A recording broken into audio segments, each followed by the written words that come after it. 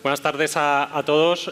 Muchas gracias por estar aquí. Ya he visto algún bostezo, es una hora complicada, pero creo que merece la pena, merece la pena estar aquí. Me presento, soy Guillermo Prats, socio de Improven. Improven es una empresa de consultoría, llevamos 25 años trabajando en toda España. De hecho, hemos abierto hace poco una delegación en Sevilla, y nuestras áreas de actividad, y por hacerlo corto y por dejar tiempo a lo más importante, que es la mesa, son pues las prácticas de marketing y ventas, estrategia, desarrollo de personas. Y dentro de operaciones tenemos dos grandes prácticas, por así decirlo. Una es eficiencia operacional, productividad, y la otra es cadena de suministro, precisamente. Agradecemos a APD que nos deje hablar de cadena de suministro y más con este plantel de lujo que tenemos. Mi misión, antes de dar entrada a la mesa redonda, es un poquito de contexto y hablar muy brevemente de todo lo que ha pasado, ¿no?, respecto a la cadena de suministro durante los 2 o 3 últimos años, en los que básicamente hemos pasado de unas cadenas de suministro relativamente lineales, previsibles y bastante cuadradas, por así decirlo, a momentos de absoluto caos, ¿no? Y dentro de esto, pues, ¿qué hemos visto? Pues bueno, vemos que hay cadenas de suministro que se están acabando de ajustar después del COVID. Vemos que estamos entrando en una fase de incertidumbre económica, ¿no?, con previsiones de crecimiento bastante bajas, sobre todo en Europa y en América. Vemos tensiones geopolíticas, la guerra de Ucrania, obviamente, en España también con Argelia, China.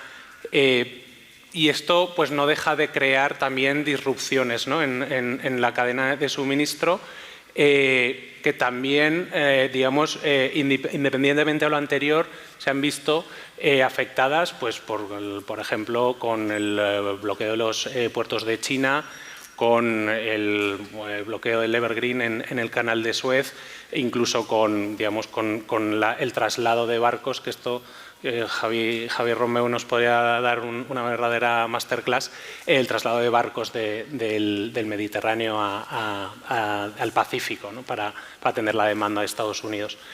Realmente, esto además ha sido un previo, ¿no?, a lo que hemos vivido este último año, con los incrementos de costes de materia prima, este último año y medio, que ha afectado sobre todo dentro de lo que es la cadena de suministro, la parte de procurement, obviamente. Tipos de interés, tipos de cambio, pues estamos en un momento pues muy entretenido. ¿Vale? ¿Esto qué ha hecho? Pues que venimos, y de hecho ahí veis un poco la evolución de precios de los fletes China-Mediterráneo durante los últimos años. Y mirad pues todo lo que ha pasado, ¿no? Esto es un reflejo en materias primas, ha pasado en tipos de interés, en tipo de cambio, etcétera, etcétera, que ha hecho que las cadenas de suministro pues dejen de ser tan previsibles, ¿no?, como eran antes. De hecho, pues hemos querido poner esta frase de Larry Fink, el CEO de BlackRock, que dice: la invasión de Ucrania ha puesto punto final, no solo es la invasión de Ucrania, pero la invasión de Ucrania como punto cronológico, ha puesto punto final a la globalización tal como la hemos conocido en las 3 últimas décadas. ¿Vale? ¿Esto qué quiere decir? Que también había cambios de fondo, ¿no?, que ya venían y que se veían anticipando. Algunos de estos, ¿cuáles son? Pues digamos el mayor protagonismo y cada vez más de la economía asiática y de la economía china dentro del mundo. En la conferencia previa, antes de comer, hemos visto que la economía asiática dentro de 15 años va a ser 2/3 de la economía mundial. ¿Vale? Eso afecta mucho en lo que es el incremento de la demanda. Cada vez más China, los países asiáticos van a tener mucha más importancia, y todo lo que son los países europeos, Estados Unidos seguramente se verá menos afectada, pues van a tener menos importancia y van a estar, digamos que, a la cola a la hora de satisfacer su demanda de productos. Obviamente, además, tenemos, y todos lo sabemos, un cliente mucho más exigente. Esto que hace que queramos los productos ya, los queramos en casa y, digamos, con una premura, digamos, de un día, 2 días y tenerlo recibido. Eso que hace que las cadenas de suministro, que siempre estamos pensando hacia detrás, digamos que tengan un estiramiento hacia el cliente, ¿no? O sea, el productor ya no solo se tiene que preocupar del suministro, sino que además se tiene que preocupar, y tenemos aquí con Matarromera y con BSH, de incluso llegar al cliente, ¿vale? Y de eso hablaremos luego, ¿vale? Pasamos de modelos just in time, modelos muy lineales, modelos muy previsibles, con stocks muy bajos, a modelos de cadena de suministro más flexibles, seguramente, y la flexibilidad pues tiene una consecuencia que es más cara, ¿vale?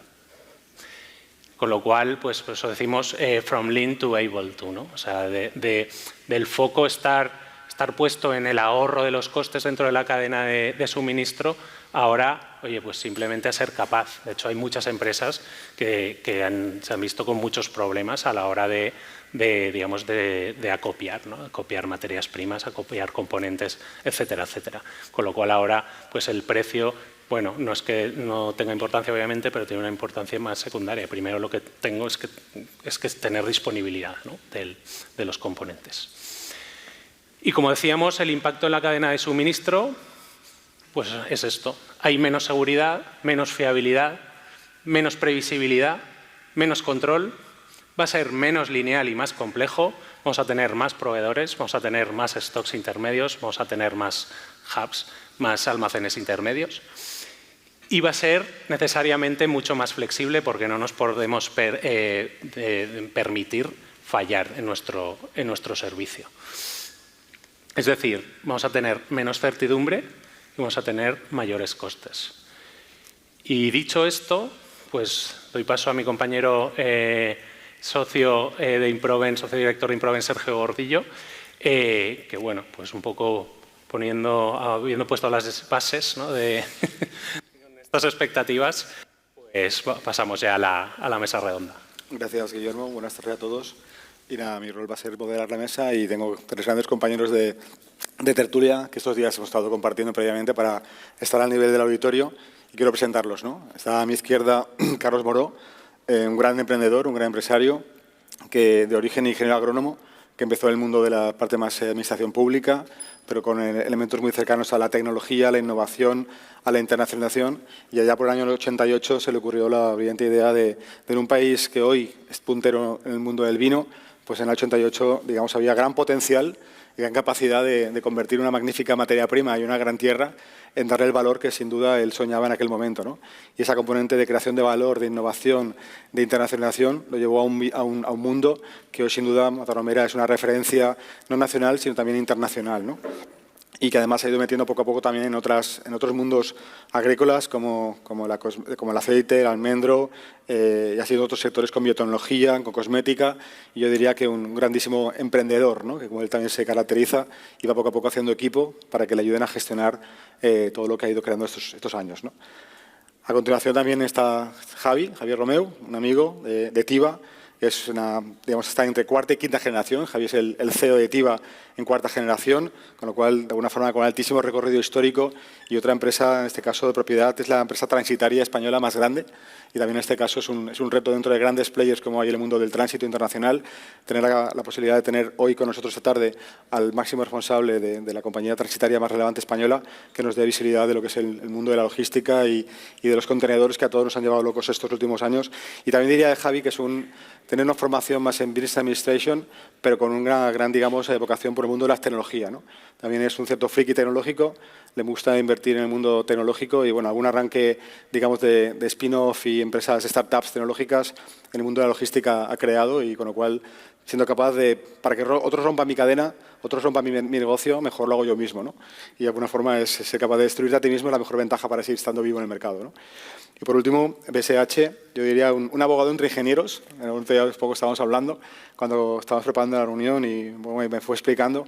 Y luego cuando descubrí que era abogado dije, o sea, no entiendo nada, ¿no? Así de alguna forma te pueden dar el título, dar clases en la universidad, ¿no? Y bueno, este caso viene por parte de BSH Electrodomésticos, porque la empresa multinacional del grupo alemán Robert Bosch, que Robert Bosch factura 75.000 millones en el mundo, que en España en la parte de electrodomésticos, que es BSH, 16.000 millones, en España 1.500, ¿no? Con dos áreas de actividad principales, tanto fabriles, un componente muy importante industrial, con grandes marcas como Bosch, como Siemens, como Balay, que todos conocemos, y que también me llamó la atención, digamos, la capacidad que han tenido de desarrollar un área importante de servicios con casi 200 perfiles en tecnología que dan servicio al resto de la compañía a nivel mundial, ¿no? Con lo cual, no solamente fabrican electrodomésticos, sino que además dan capacidad de servicio a nivel de call center y desarrollo de software para todo el grupo, ¿no? Con lo cual, digamos, muy interesante la evolución, ¿no? Bueno, son 3 personas muy cualificadas para estar aquí delante de nosotros. Mundo agroalimentario, mundo de la parte electrónica, mecánica y más electromecánica, y con toda la lucha de chips que ha vivido. Y bueno, Javi, de esa perspectiva de la logística internacional, ¿no? Y con la línea un poco de hacer continuidad de lo que Guillermo ha estado planteando, ¿no? Un poco para entrar en calor, bueno, que cada uno de vosotros en vuestra propia piel resumáis como estos 2 últimos años, cómo los habéis ido viviendo, ¿no? En cada una de las compañías. Si quieres, Carlos, empieza por tu parte, como todo este, digamos, un resumen que ha hecho Guillermo en 5 minutos, que parece fácil, han sido 2 años intensos. ¿Cómo lo habéis vivido en Matarromera? Bueno, en primer lugar, muchas gracias por invitarme a estar aquí por parte de APD. Muchas gracias a vosotros también, a vuestra empresa y a ti personalmente, ¿no? Y un placer estar con estos 2 colegas. Por ir directamente al tema, pues yo creo que muchos de los aspectos que se han tratado en este congreso pues tienen que ver con lo que ha pasado, ¿no? Esta aceleración del mundo, por unas u otras causas, se nos ha trasladado a la empresa.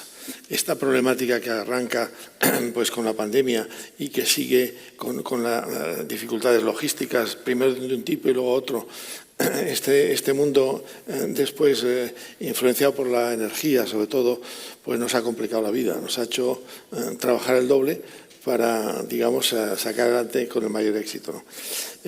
Nosotros tenemos 2 vertientes en la parte más logística, una que es la del suministro de la materia prima y otra que es la salida de la materia prima. Nosotros, por explicar un poquito lo que somos, en este momento somos 12 pequeñas o medianas bodegas. Claro, 12, y qué complicación. Empezamos a complicarlo, porque claro, si es una única bodega con un único tipo de vino y demás, la cuestión es más sencilla.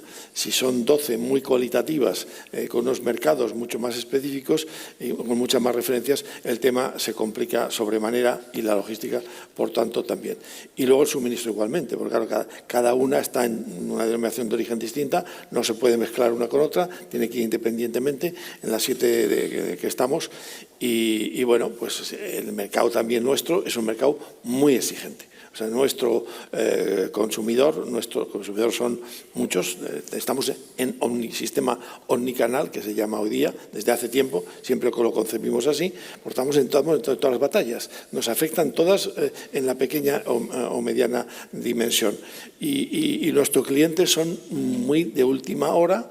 Por ejemplo, la época ahora que entramos en regalos de Navidad. Somos muy especialistas en regalos de Navidad. Algunas marcas, algunos bancos quieren regalar algunos de nuestros vinos de Matarromera o de Mina o de Carlos Moro. Pero lo dicen en el último momento, a último lugar, y la logística se nos complica enormemente. En el caso, por ejemplo, de la internacional, estamos en 80 países. Claro, en unos con un poquito, en otros somos líderes, somos el vino más vendido y más demandado de todos los vinos del mundo, por algún país de América Latina. Por tanto, van contenedores. Bueno, lo que tengo que decir es que hemos perdido negocio. O sea, que los finales de año 2021 y sobre todo 21-22 hemos dejado de suministrar. Sencillamente porque no nos ha llegado los contenedores para mandarlo. Javi, te estás siendo mucho, estás en medio, te va a tocar, ¿eh? Me voy al baño un segundo. Bueno, si quieres le paso la palabra. Vamos a dejarlo al final, que Fernando también le dé un poquito y luego entramos con Javi, que como hay confianza que luego le entra en punch. Fernando, ¿cómo habéis vivido estos 2 años en vuestro caso a nivel de este caos que hemos estado viviendo? ¿Cómo lo habéis vivido? Pues mal, también hemos perdido negocio, cuota de mercado. En nuestra casa siempre decíamos que la fabricación y las ventas era el corazón.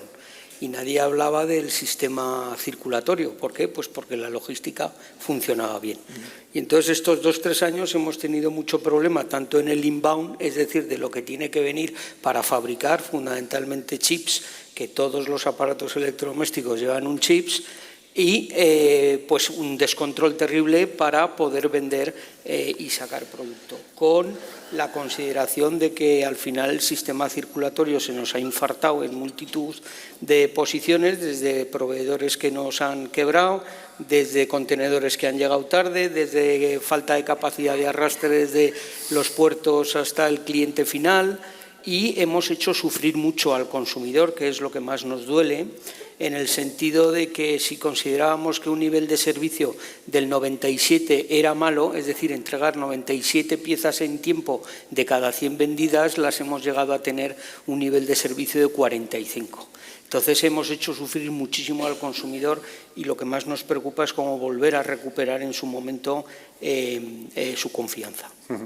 Has hablado, aparte de este congreso hablamos de empresas con alma, y está claro que el alma es un elemento importante para las personas, pero yo diría que la cadena de suministro, tú has hablado de la logística como sistema, digamos, yo diría que la cadena de suministro es la columna vertebral, ¿no? Sí. Y al final, en este caso, como la columna vertebral, digamos, ha sufrido cuando no se ha roto, y ahora de alguna forma toca hacer una columna vertebral, bueno, hay que volver a determinar cómo flexible y dónde colocar el coste, de alguna forma, para reconstruirla, ¿no? Así que, Javi, ¿cómo lo has vivido en el mundo transitario, en el mundo de transporte? A ver, cuéntanos un poco de vuestra vivencia. A ver, por partes. Antes de hablar de estos 2 años, que han sido tremendamente atípicos para nuestro sector, o sea, nosotros como transitarios somos una agencia de viajes de mercancías, ¿no? Por eso el símil que siempre funciona. Es un sector que, como las agencias de viajes, está en plena digitalización, en plena desintermediación. Es decir, que mis proveedores se integran verticalmente y me atacan. Los clientes también se lo hacen ellos y nos intentan quitar de en medio. Entonces, veníamos en un momento que nos teníamos que reinventar. Entonces, llega la pandemia y desde el punto de vista, muchas cosas muy malas, pero desde el punto de vista de negocio, nosotros no hemos sido los culpables, aunque seguramente muchos lo piensen, pero no hemos sido los culpables, pero es verdad que a efectos económicos a mi sector le ha venido muy bien. Las navieras han sido los primeros, por dar un ejemplo, creo que Maersk este año ganará por encima de 30.000 millones de dólares, que se dice pronto, cuando el mejor año de los últimos 10 ganaban como 1.000 y pico. Eso cuando no perdían, eso por ponerlo un poco en contexto. Los transitarios, hasta el más tonto ha ganado dinero, nos ha ido bastante bien desde el punto de vista económico, financieramente muy complejo, porque la facturación se ha multiplicado y ese working capital hay que financiarlo y tiene sus tensiones, y a nivel operacional ha sido durísimo. Lo que antes cargar un contenedor para los cargadores, pero también para nosotros era enviar un email y poco más. Nosotros teníamos que cambiar el contenedor de barco, de naviera, de puerto 7 veces u 8 veces para conseguir cargarlo. Entonces, esa parte yo en mi torre de marfil en el despacho estaba muy tranquilo viendo el resultado a final de mes, pero mi gente de operaciones la verdad es que lo pasaba mal, ¿no? Y para los clientes durísimo. El no poder comprar, el no poder vender ha sido, yo creo que muy duro. Lo que sí hemos visto en los últimos 2 años es que un poco pasamos, ¿no? del cash is king, lo importante es la caja, al stock is king, y hemos visto que los que conseguían tener stock al precio que fuera, de materiales o de logística, lo tenían vendido, aunque eso ya se ha acabado, en que habían pasado un poco de eso del just in time al just in case, ¿no? Es decir, vamos a tener mercancía por si acaso. Y ahora eso nos hemos pasado un poco de rosca y los inventarios unos y otros están como están, ¿no? Entonces, pues, en resumen, más o menos eso. Divertido pero rentable por lo menos, ¿no? Duro operacionalmente, pero rentable. Ha sido 2 años buenos para todo mi sector. Sí. Sí. En este caso, Carlos, ¿algún elemento que estos 2 años haya, digamos, cambiado de forma razonable o radical en tu sector? ¿Algún cambio relevante que dirías en tu sector? ¿De antes de a después de? Bueno, yo creo que lo que él dice nos afecta. Por ejemplo, la complejidad en toda la tramitación se ha multiplicado, pero ¿y el coste? Que no dice nada. No dices nada. Sí, sí. Antes lo hemos comentado, de $1.500 un contenedor a China, pues se nos ha llegado a poner en 10.000, incluso más, me decías. La importación, un 40 pies de Asia a España, Mediterráneo, de 1.500, 2.000, hemos llegado a 15.000. Bueno, yo digo 10.000, ¿sabéis por qué? Pues porque nosotros vendemos Exceller. Entonces lo paga el que compra. Ya, pero el que compra, el chinito me dice, ya, pero 10.000 euros me tienes que ver cómo me compensas. Con lo cual, al final, la repercusión del coste también era para nosotros. Y si me permites, para seguir con la flagelación de mi industria, durante 2 años habéis pagado el precio más alto de la historia obteniendo el peor servicio de la historia. Porque era pagar una barbaridad para no cargar y retrasar y no tener información. O sea, ha sido dramático. Pero a mí, de todas maneras, en unos tipos de productos muy cualitativos y muy de consumo en determinados momentos especialmente, pues lo que más nos ha dañado es la rotura de suministros. O sea, tener un vino de calidad en una carta o en un sitio que no vaya a poder ser servido al público es un daño enorme, porque te acaban quitando de las cartas. Y en el caso nuestro no es como el caso vuestro, que espera el cliente. Aquí no espera el cliente.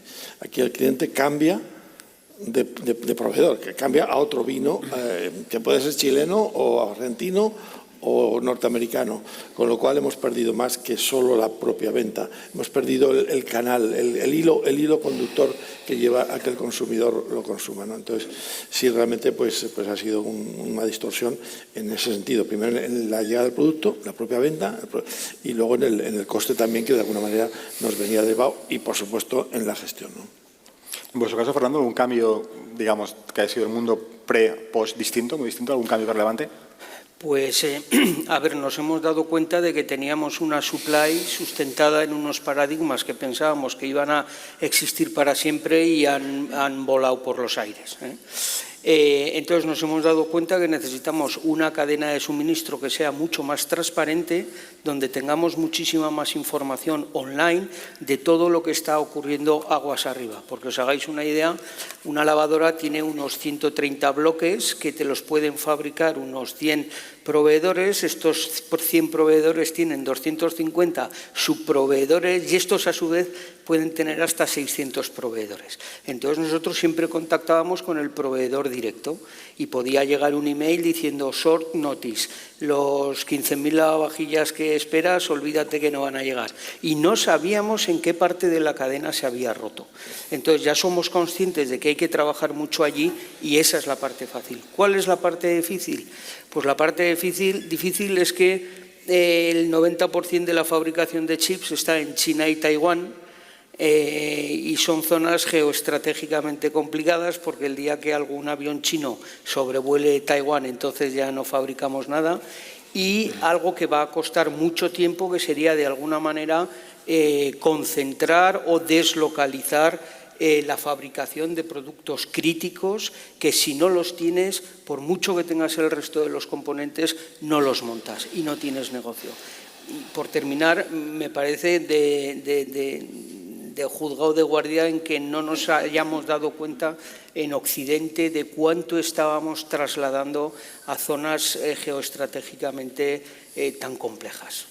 Aparte, podría haber muchos más problemas, pero hay que limitar el tiempo de exposición. Pues sí, Carlos, ¿quieres decir algo? Te veo ahí. Sí, iba a decir que, por supuesto, de acuerdo, pero si extendemos un poco el concepto, no solo de cadena logística, sino también a la cadena de valor en la que influye la logística o el suministro, ya ampliamos el campo de problemas. Nosotros hemos estado sin botellas.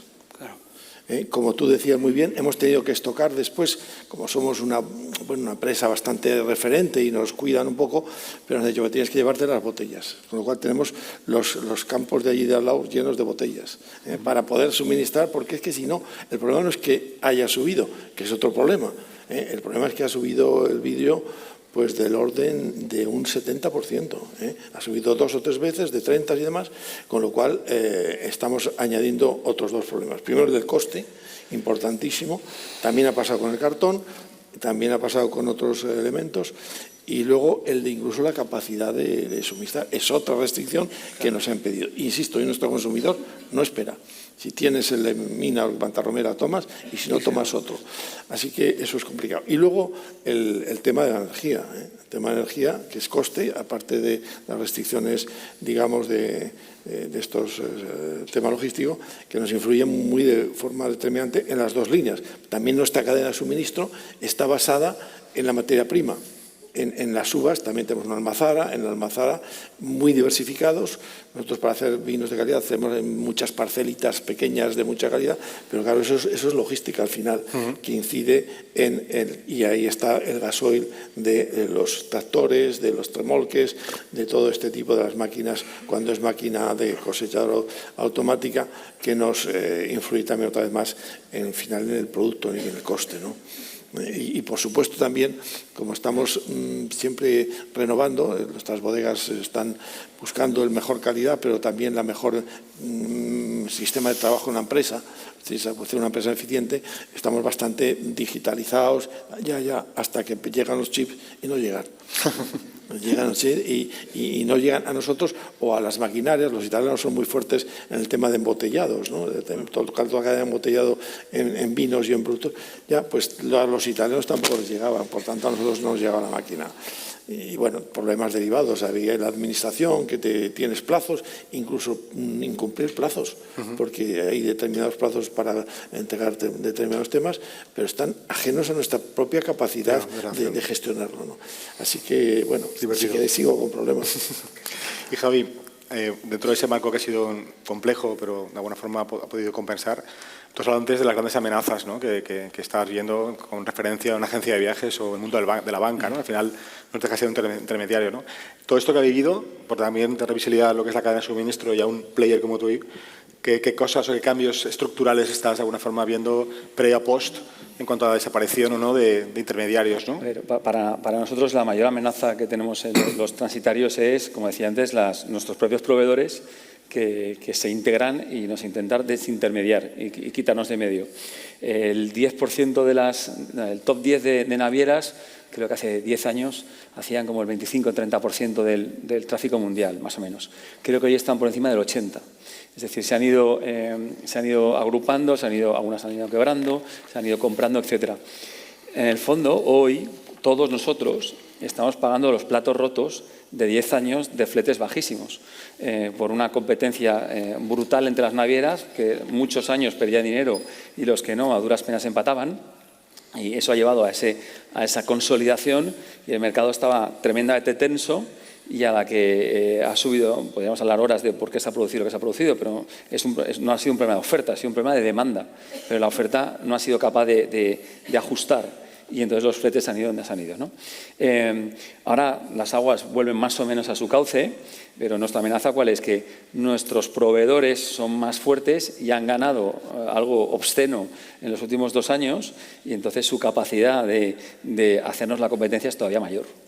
Esa es claramente la mayor amenaza. Claro, eso nos preocupa. Claro, desde el punto de vista de lo que es la cadena de suministro global, entender que hay una serie de players en los cuales, para bien y para mal, España tiene poco espacio y seguramente hay mucho chino, de alguna forma, con grandísimo poder en capacidad naviera. Eso es otro elemento de gran poder a la hora de controlar el tráfico mundial. Al final, lo que hace Javi, el 70-80% del mercado internacional está en navieras y no sé cuántas de ellas son chinas. Javi, ¿cuántas son chinas? No, la número 1 hoy en día es Suiza, la número 2 es danesa, la número 3 es China. ¿Vale? La 4, me parece. Y luego Europa realmente manda. Estados Unidos está fuera y hoy en día manda Europa, pero en la mera China, que es la 3, creo. 3 ya. No, pues luego sexta, séptima, octava, algo así, me parece. Digamos que hay un cambio que es otra vez que está produciéndose, que todo esto ha acelerado, que es la dependencia de 4, 5, 6 grandes navieras a la hora de manejar el tráfico internacional, ¿no? Y eso es un elemento que va a condicionar mucho el futuro, ¿no? Y en esta línea, Javi, bueno, ¿qué harán los fletes en adelante, ¿no? Al final la gente está planteando hacia el futuro, ¿qué pasa con los fletes? ¿Cómo lo ves? Yo que puedo hacer gala de un track record pésimo respecto a prever lo que van a hacer los fletes, porque yo en la industria nadie vio lo que iba a pasar y si alguien lo vio creo que miente, porque nos sorprendió a todos. Todos decíamos que iban a caer los fletes, pero creo que a mí seguro, pero a casi todos nos ha sorprendido la velocidad a lo que lo han hecho. Es decir, sabíamos que esto iba a pasar, pero tan rápido no. Volviendo a las referencias de antes, ese contenedor de 40 pies Asia-Mediterráneo, que estaba a 1.500, 2.000 antes de, que llegó a 15, ahora esto cambia cada semana, puedo estar un poco desfasado, pero me parece que está como a 3.000 ahora. ¿Llegará más abajo? Lo lógico es pensar que sí, pero la clave yo creo que ahora ya no es un problema de precio. A ver, pagar el doble que hace 2 años parece mucho, pero después de lo que hemos estado pagando, pues quizá es menos. El problema que creo yo vamos a tener en adelante es el servicio. Las compañías navieras, durante el pico de la pandemia, como estaban todos los barcos llenos, se volvieron locos y compraron todos los barcos del mundo mundial. En estos momentos el order book, es decir, la cantidad de pedidos que hay de barcos que se están fabricando o se van a fabricar, corresponde al 30% de la flota funcionando hoy en día. Eso no ha ocurrido nunca en la historia. De ese 30%, hay un 25% que entra en funcionamiento entre el 23 y el 24. Si ya ha caído la demanda, que por los motivos que sea, pero ha caído en los últimos 3 o 4 meses, depende de las rutas, pero entre un 5 y un 20%, si le sumas un 25% de oferta en los 2 siguientes años, oferta y demanda es sangrienta y eso quiere decir que los fletes razonablemente tienen que bajar. Las navieras, ¿qué van a hacer? Van a hacer los temidos blank sailings, que es una forma muy cuca de decir reducción de oferta. Es decir, las navieras hoy están en alianzas, básicamente hay 3 alianzas que en la mayoría de las rutas dominan esa ruta.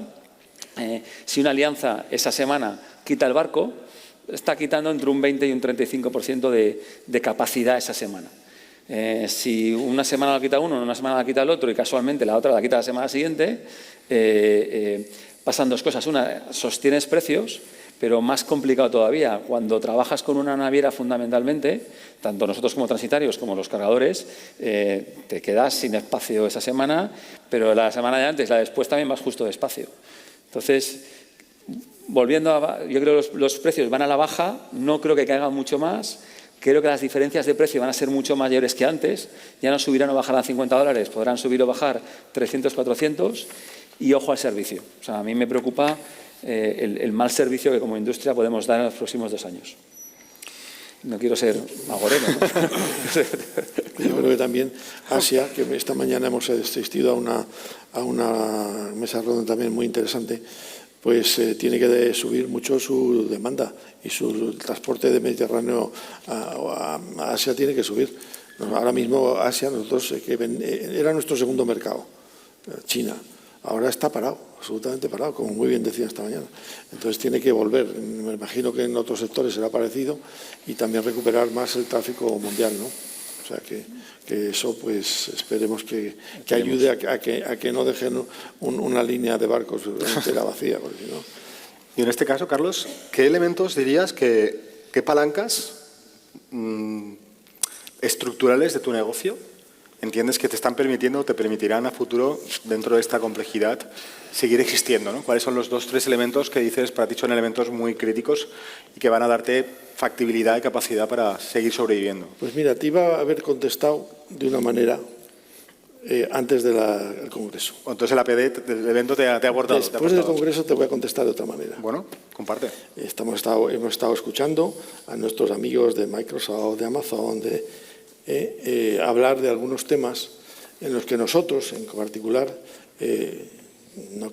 somos líderes desde hace 20 años, bastante antes que Microsoft, que Amazon y que todo lo demás. Me refiero en temas de sostenibilidad, en temas de, el primer cálculo de la huella de carbono, si me permite el auditorio, fue el vino Emina Blanco Verdejo.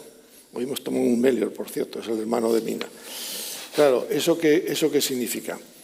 Pues una de las cuestiones que voy a hacer es potenciar el poner de manifiesto esos valores ante mi consumidor, porque al final mi consumidor es el que manda y será capaz de dar ese valor y será capaz de comprar y tener nuestros productos y de asumir ese incremento de coste indefectiblemente que va a tener que hacerse. Entonces, yo creo que ahí hay una lucha muy bonita en la que lo primero es hacer que nuestros vinos, nuestros productos, nuestro aceite sea conocido y valorado y aceptado. Independientemente de esto, vuelvo a lo clásico, que es tenemos que seguir ahorrando energía. Nosotros instalamos, todas nuestras bodegas tienen energía solar fotovoltaica, hemos hecho algún pinito en eólica, todas biomasa. pues seguir profundizando, porque ha sido una línea que ha sido positiva, y tenemos que reducir sí o sí los costes, profundizar en la propia mejora de nuestra logística, de la que podemos dominar, que es la del producto, ¿no? La de la llegada del producto. Tenemos que profundizar también en los sistemas logísticos, en todo ese tráfago de complicación, hacerlo más sintético, más sencillo, y enlazarnos más con nuestro proveedor logístico, para que tengamos pues una mayor facilidad, integración y rapidez. Y por supuesto, otra de las cosas que creo que habéis citado, que es controlar, me parece que decías tú, Fernando, tenemos que controlar el servicio hasta la llegada hasta nuestro consumidor. Porque a mí nada me sirve el que le llegue a un señor que está esperando hacer una boda o un bautizo o celebrar su Navidad 2 días más tarde o 3 días más tarde. Y esto está fallando también la logística, ya no tanto la internacional como la propia nacional. Así que ese factor pues, me parece sumamente importante. Y luego, otros aspectos que nos escapan mucho de nuestras manos es, tenemos que, un poco a nivel ya de política general, tenemos que no renacionalizar, pero sí establecer una línea, España, Europa, de fabricación de productos de forma más ágil, más sencilla. Hay que poner producción de chip, hay que poner producción de baterías, hay que poner producción de placas solares fotovoltaicas, de palas tenemos afortunadamente, de todo este sistema, de vidrios. No puede ser, todo esto que has comentado tú se traslada después también a otras áreas. En el caso de logística ya vemos que tenemos una problemática porque hay un cártel prácticamente, hay un cártel de logística, pero lo tenemos aquí en España en el vidrio, en las botellas, tenemos en el del cartón. Tenemos en otra serie de cuestiones. Entonces yo creo que si se desarrolla más la industria, pues en todos estos sentidos no estaría nada mal. Me lo has puesto votando para las dos preguntas, voy a concentrar las dos porque ha hablado de las dos, Carlos. Ha hablado de sostenibilidad, y en este caso te diría desde el punto de vista de una multinacional en la vertiente española, moda o realidad en la cadena de suministro, y al mismo tiempo el impacto que eso te has hablado también de la necesidad de proveedores de fiabilidad y de nearshoring, ¿no? En qué medida fabricar más cerca, ¿no? Moda o realidad, ¿no? Entonces, por fabricación en local, moda o realidad, y sostenibilidad, moda o realidad en la cadena de suministro, ¿no? ¿Cómo lo estáis viviendo? Vale, bueno, pues lo primero es que en el nearshoring que dices, yo primero destacaría los problemas que tenemos que resolver a corto plazo en la cadena de suministro ahora, que es la operativa de la cadena de suministro más la realidad de la inflación, el coste de las materias primas, el coste de la energía y la volatilidad futura de la demanda. Eso en sí ya es una asignatura. Otra asignatura de más largo plazo y más complejidad es cómo garantizamos que no nos va a pillar otra vez el toro y vamos a tener componentes críticos cerca de nuestros mercados, porque se vio en la pandemia que éramos incapaces de hacer una mascarilla o un tornillo. Una alternativa sería tener proveedores más cerca. Esta tiene un recorrido corto. Ya se utilizó en su día Rusia, Ucrania. Nosotros ahí tenemos fábricas que están paradas, proveedores que nos suministran. Turquía ya lo fue. Europa en su día ya hemos descremado Polonia, Chequia, Hungría y queda Rumanía, Bulgaria y todo el Magreb. En el Magreb sí que podríamos tener una fábrica relativamente barata de este tipo de componentes. Pero vuelvo a lo de la inseguridad geoestratégica. Entonces, habría otro concepto que sería el de hacer colaboración con países amigos que en un momento dado pues puedas tener soluciones que sin necesidad de depender de fuera existan. Pues que se hiciera, por ejemplo, en Europa, donde fuera una grandísima fábrica de chips muy complejos, tiene seguridad, y que no ocurra lo que pasaba con las mascarillas, que los países europeos las comprábamos en una especie de subasta según llegaba el avión y competíamos entre nosotros. Entonces hay que crear zonas o espacios de países más amigables donde podamos tener solución a todo esto. Y por último, la sostenibilidad. A ver, la sostenibilidad no es moda. Siempre se hace un reduccionismo a lo verde o a las personas. Yo aquí quiero ser un poco más agresivo y audaz en este mantra que nos repetimos todos, y diría, a ver, esto está muy bien, pero la sostenibilidad empieza por ganar dinero. Si no ganas dinero, no cabe el ser verde o el ser social. Y para ganar dinero tenemos que hacer mucho. Hay que mapear la supply chain que tenemos que gestionar el kilómetro cero, tenemos que hacer cantidad de cosas que reduzcan costes y hagan que las empresas sean fuertes. Y como último argumento, claro, nosotros nos repetimos muchas veces que hay valores sociales en la sostenibilidad que son inaceptables. El que se esté pagando $2 a una persona en un país del tercer mundo por trabajar, pero sería crítico en el punto de decir, esa es nuestra visión desde una Europa opulenta o un Occidente opulento, porque el tío que gana 2 euros igual no tiene ningún problema en ganar 2 euros y trabajar en esas condiciones, porque si no, no tiene otra alternativa. Entonces, eso de proyectar la verdad absoluta sobre lo que es sostenibilidad es bastante más poliédrico y hay que respetar un poco más otras realidades. Pero bueno, por terminar, hay que ganar dinero y no hay que estar avergonzado de decir que hay que ganar dinero. Si no, no hay sostenibilidad. Indudablemente, Fernando, nosotros lo que instalamos hace 15 o 20 años nos está haciendo que ahora podamos permitirnos no subir tanto los costes o ser más competitivos, porque efectivamente las instalaciones de biomasa han sido súper rentables, las de fotovoltaicas igualmente y las de eólica también. O sea que yo creo que estamos en un momento de la tecnología, un momento de la situación, de que efectivamente, y un momento de los precios también, por cierto, que pueden cambiar en el futuro, pero que en este momento pues está siendo también muy rentable, muy sostenible desde el punto de vista económico. Y Javi, por tu parte, ¿qué consejos o cómo dirías que deberían ser las cadenas de suministro en adelante? ¿Cómo las prevés? A ver, la primera parte, la parte de la producción más cerca de casa, el nearshoring y demás, la verdad es que hace 2 años yo hubiera dicho que eso era un bluff y que no iban a ningún sitio, porque al final producimos en China, no porque nos caigan mejor los chinos, sino porque producimos más barato. Es un tema puramente de coste, ¿no? Entonces, si queremos producir al lado de casa y nos va a costar más, esa fiesta, ¿quién la va a pagar? La vamos a pagar las empresas con menor margen, la van a pagar los consumidores con mayor precio, más precio del que están pagando hoy en día es complicado. Reducir los márgenes, se han ajustado en muchas industrias, es complicado también.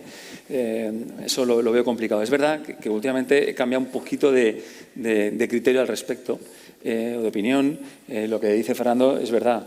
A lo mejor hay estrategias para según qué industrias que pueden producir cerca o comprar cerca lo que es crítico, claro, y el resto tener... Sí. O sea, yo creo que la estrategia a futuro es buscar la resiliencia y cada uno tiene que ver cómo la hace.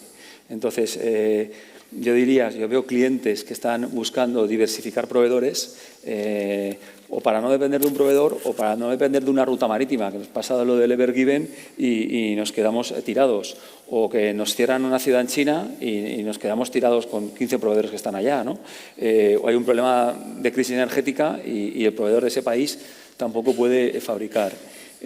Y luego también diría que esa resiliencia hay que verla, vuelvo a hablar de mi libro, del lado de las navieras. Mi recomendación a los clientes es que no dependan, no de un transitario, da igual, no pueden depender de una naviera o de una alianza. Tienen que entender las navieras con las que trabajan directamente o a través de transitarios si están en la misma alianza. Porque puedes ir con 3 navieras, pero es la misma alianza, es el mismo barco. Por lo cual estás diversificando, pero concentrando el riesgo en el mismo barco, por lo cual no estás diversificando. Entonces, la recomendación es diversificar alianzas, diversificar navieras para aumentar resiliencia.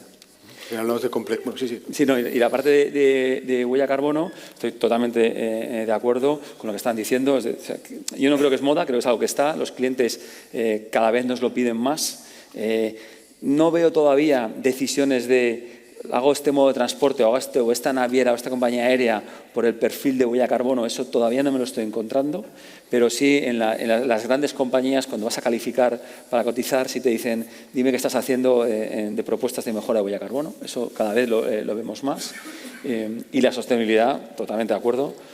También tenemos que ser empresas rentables y no hay que avergonzarse. O sea, las empresas, los empresarios estamos para ganar dinero y ganando dinero generamos empleo y generamos riqueza para la sociedad.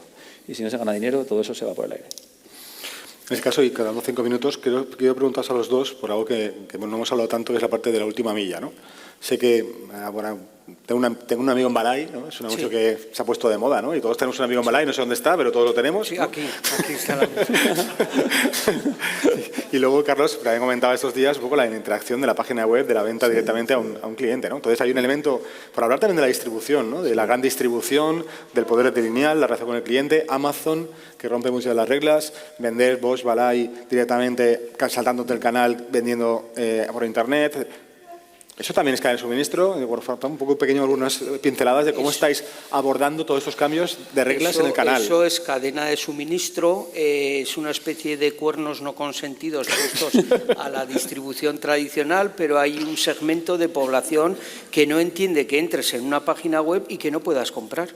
Y tiene todo su sentido porque, por ejemplo, nosotros en el catálogo tenemos 25 lavadoras, pero la distribución con 3 modelos te hace el 90%. Por lo tanto, tenemos ahí un catálogo que no se puede vender y que el público demanda. Entonces, claro, de ser fabricantes de electrodomésticos a tener que crear una estructura logística parcialmente externalizada para poder llevar al señor que ha comprado una lavadora por internet, llevársela a su casa cuando la quiere, instalarla y llevarte la otra, ha sido un reto excelente, tiene su recorrido, no todo el mundo va a comprar ahora por internet, pero hemos aprendido mucho en logística y sobre todo, y este es el valor, hemos aprendido mucho del consumidor. Cuando se dice el dato, qué quiere el consumidor, la sensibilidad del consumidor, la tendencia del consumidor, no hay mejor forma que interactuar con ellos, venderles, sufrir la parte logística que siempre lo hacían otros y tienes una información mucho más directa de lo que quieren y necesitan. Pero nos ha costado nuestras discusiones porque eso de saltar, como decía antes Javi, eso de saltar intermediarios es una práctica altamente peligrosa. Estoy muy de acuerdo con eso. Y Carlos, a nosotros me lo has puesto en bandeja. Sí, por eso. Por ahí terminando. Perfectamente. Nosotros no solo tenemos 25, tenemos como 150 tipos de vinos y referencias, las bodegas. Claro, ¿cuáles son los que conoce el público o toma? Pues 3 o 4 o 5. ¿Por qué? Porque el distribuidor pues, tiene que diversificar, coge otras bodegas y tal, y solo al final te vende 3 o 4 o 5. Pero yo mis vinos que quiero ofrecer a mis clientes son los otros que no están ahí también. Claro. Entonces, esos están muy bien representados en nuestra página web, que es tienda.matarromera.es, y ahí están los grandes vinos. Por si acaso, ya puesto, subliminal aquí. Grandes vinos. Y, por tanto, pues es sumamente importante. Ahí, ¿qué pasa? Damos el servicio completo hasta llegar al cliente en su casa, ¿no? Y por tanto nos importa mucho la logística en este sentido. También tenemos venta directa que llama a la bodega, o también a través de otras tiendas online o de Amazon, que esta mañana hablaba y están. Por tanto, pues tenemos preparado eso para dar el servicio con las dificultades que decía antes, sobre todo en épocas de máxima tensión, como es la época de Navidad y demás. Pues nada, un poco por ir resumiendo, tenemos empresas con alma, pero que queramos o no, para que esa alma exista necesita un corpus, y ese corpus tiene una estructura, digamos, corpórea, que es la cadena de suministro, la columna vertebral, que digamos que se fue concebiendo desde hace 30 o 40 años bajo un paradigma, y vemos que ese paradigma se ha roto, ¿no? Tenemos un contexto absolutamente diferente, con nuevas realidades en las cuales Europa no está en el centro del mundo, y quiero recordar que España está en la periferia de Europa. Por tanto, si Europa está en la periferia del mundo, cada uno que piense dónde está España en esta dinámica, ¿no? Además, quien no aporta valor desaparece. Hemos estado viendo en qué medida cada uno de ellos está saltando el canal, o el proveedor se lo salta, o el cliente se lo salta, y hay una situación de saltos permanentes que van a ir ocurriendo estos próximos años, y que quien no aporte valor, más allá de la eficiencia en costes, por supuesto, va a desaparecer. Y en esta línea de eficiencia en costes requiere, digamos, control de gestión para tomar decisiones en tiempo real. Que medida la información tiene que estar estructurada, caracterizada y dispuesta con dato único para poder tener decisiones en tiempo real de lo que ganas, lo que no ganas, y dónde está el coste en esa cadena de suministro estructural y coyuntural, dónde pongo stock, dónde no pongo stock, en qué parte del canal, en qué no parte del canal. En qué medida la sostenibilidad no es una moda, sino que de alguna forma transforma la forma de hacer y cambia el footprint operacional y se puede poner en valor como elemento intangible y diferenciador. Y por lo tanto, en qué medida como compañía os diría que debemos enfocar muy bien la propuesta de valor para determinar en qué somos diferentes, no solo eficientes, sino cuál es el valor que agregamos para existir, porque si no desapareceremos, y creo que eso es algo que hay que tener claro. Engañarte ante eso es no querer ver el problema delante, y que foco en el aporte de valor, y que esa transversalidad de la cadena de suministro, con alta volatilidad en materia prima, alta volatilidad en el mercado, requiere procesos, herramientas y cultura de gestión mucho más flexible, mucho más empática, y que cada profesional de su área sea capaz de defender su área, pero de defender y entender el negocio. Al final, si planteamos objetivos individuales de compras o de producción o de logísticas o comerciales y cada uno defiende sus indicadores, eso va a ser una lucha de egos y de intereses. Hace falta estar negociando permanentemente, incluso en contra de tus objetivos individuales, a favor del objetivo de negocio. ¿En qué medida hablar más de negocio, ¿no? Javi, hablamos estos días, no tanto que hablemos de departamentos o de áreas, sino que hablemos de negocio, que los directivos deben entender el negocio para tomar buenas decisiones, y que hay un marco de integrarte hacia el proveedor para acercarte suministro y integrarte hacia el usuario para quitarte medio intermediarios, y que en este caso el cliente final va a ser talibán al respecto de elegir aquello que quiere, cuando quiere, como cada uno de nosotros hacemos las cosas cuando queremos comprar, ¿no? Así que por eso se llama así la sala de hoy. Estamos reestructurando la cadena de suministro, hacia una nueva cadena de suministro, y os aconsejo que cuanto antes lo afrontemos y lo veamos, y habrá que reinventar digamos, cómo queremos que sea nuestro corpus. Hasta ahora nos ha permitido llegar hasta aquí, pero solamente con las mismas capacidades seguramente no continuaremos. Así que en una, dos, tres palabras, alguna cosa que queráis como gran mensaje cada uno de vosotros, y a partir de aquí sí que deciros que ahora a continuación tenemos al Consejo Delegado de Inditex que nos espera, así que una o dos palabras cada uno de recordatorio y nos vamos a la sala. Pues que como coja el duende de la supply chain lo empapelo porque nos ha hecho sufrir mucho los últimos 3 años. No, básicamente lo que dices, hay que reestructurar la cadena de suministro para los próximos años, porque una reestructuración de tal envergadura, cuando veamos los resultados habrán pasado años. Esto no es una actividad rápida, depende de muchas cosas y este proceso no ha hecho sino empezar. Javi, uno.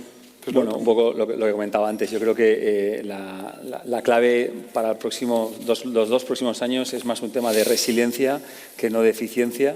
Tener el mejor coste puede salir caro, hay que tener un buen coste, pero sobre todo repartiendo o países o repartiendo navieras o un poco diversificando ese riesgo para tener capacidad de reacción si en algún momento hay problemas. Carlos, tu mensaje. Yo diría que reingeniería de los procesos contemplando todos los aspectos que se han dicho, ¿no? Tanto los costes como la energía, como la diversificación, para tener la mejor posición en cada una de estas empresas. Pues nada, por nuestra parte, encantados de acompañarnos en ese viaje, como Improven. Y ahora vamos a ir a Inditex a ver el consejo delegado de Óscar García Maceiras, que nos va a llevar una gran compañía con un mensaje. Gracias.